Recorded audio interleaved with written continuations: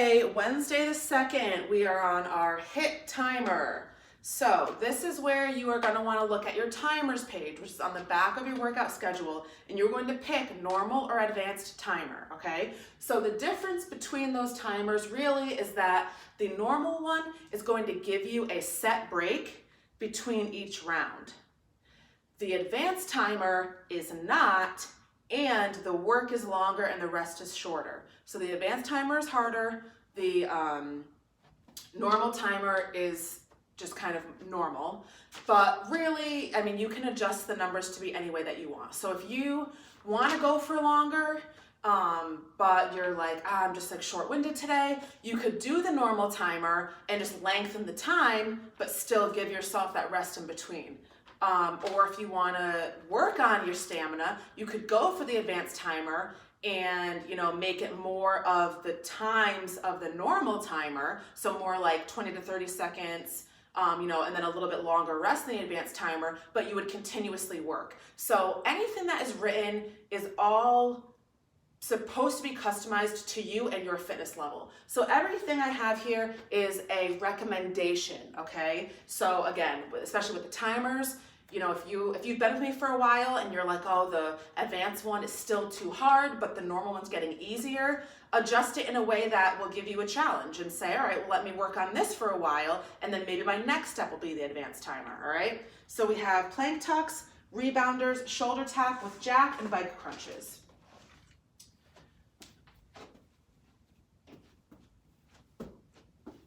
Plank tuck, rebounders,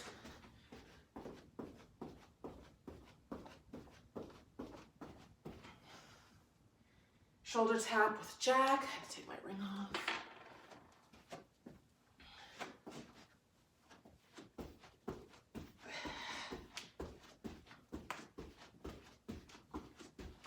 And bike crunches.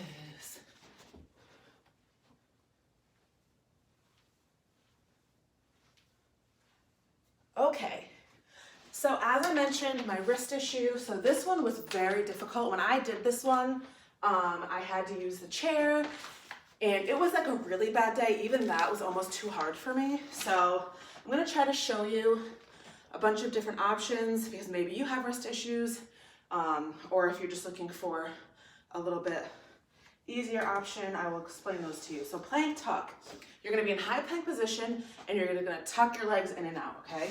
So what I wanna point out first is that normally in high plank position, your hands are like this. So for me, it is too painful to put my hand flat on the ground.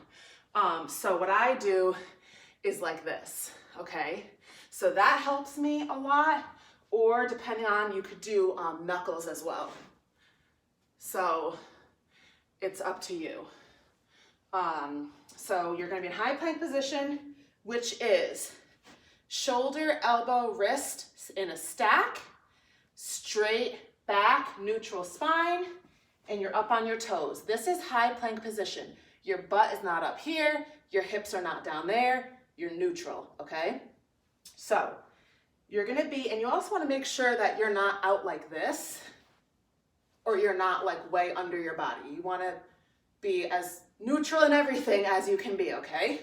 So you're just gonna jump your legs in, tuck, back out, tuck, out, tuck, out. If you can't tuck, step, step, out, out, step, step, out, out. Or you could always step in, jump out, step in, jump out, or vice versa. Jump in, step out, jump in, step out, okay? So a lot of these HIIT and plank position moves have a lot of modifications. So you could do any of those versions. If that is still too difficult, you can use your chair.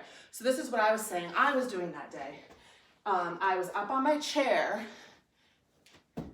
tuck, tuck, or you can step, whatever your level is, but you can use the chair. So the point of the chair is the higher your upper body is off the ground, the less weight your body is supporting. So it makes it easier, okay?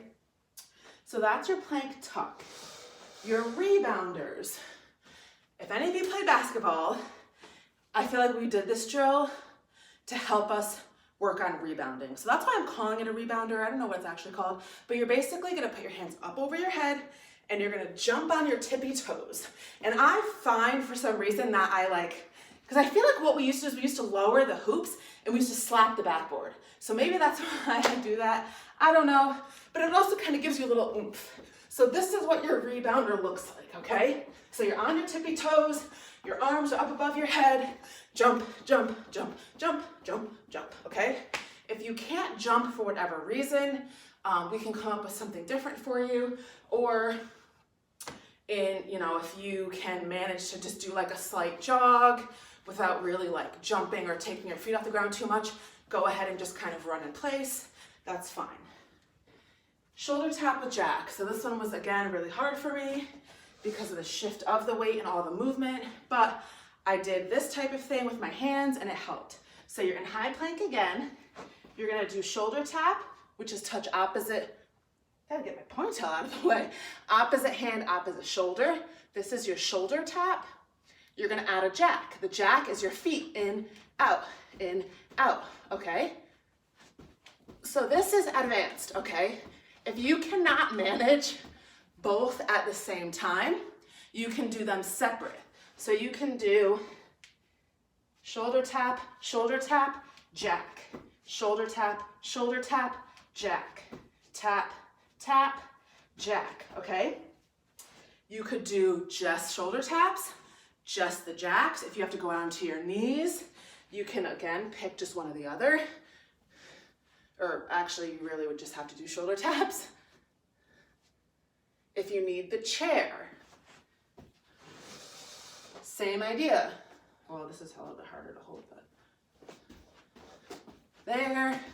Or you could do tap, tap, jack, tap, tap, jack, okay?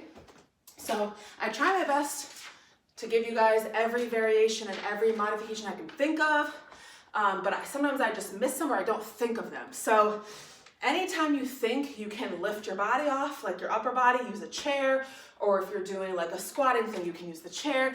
Anything that you can think of, go ahead and try it. Even if I didn't say it, I might have just not thought of that. There's like things where I've been filming these for a year and a half, and there's times where I'll do an exercise and I'm like, oh, you can do it this way. And I never thought of it for like a whole year of filming until just then. So if you can come up with different ways to do things or modifications that fit your needs, go for it.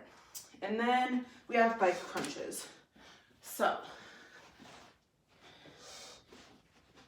you're gonna have your feet off the ground. Your hands are gonna be behind your head like this, okay? So your elbows are out, and you don't want to have your hands like laced behind your neck or anything because you don't want to pull on your neck. So you want to just rest your fingertips on the back of your head, and you want your head to be looking up at the ceiling. You don't want to wrench your neck forward and have your chin on your chest. So I always say, try to keep your chin away from your chest, okay? So what the point of these are is you're going to touch opposite elbow to opposite knee, okay? And then the one that's not coming up is out pretty much straight. So opposite elbow, opposite knee, other one is straight.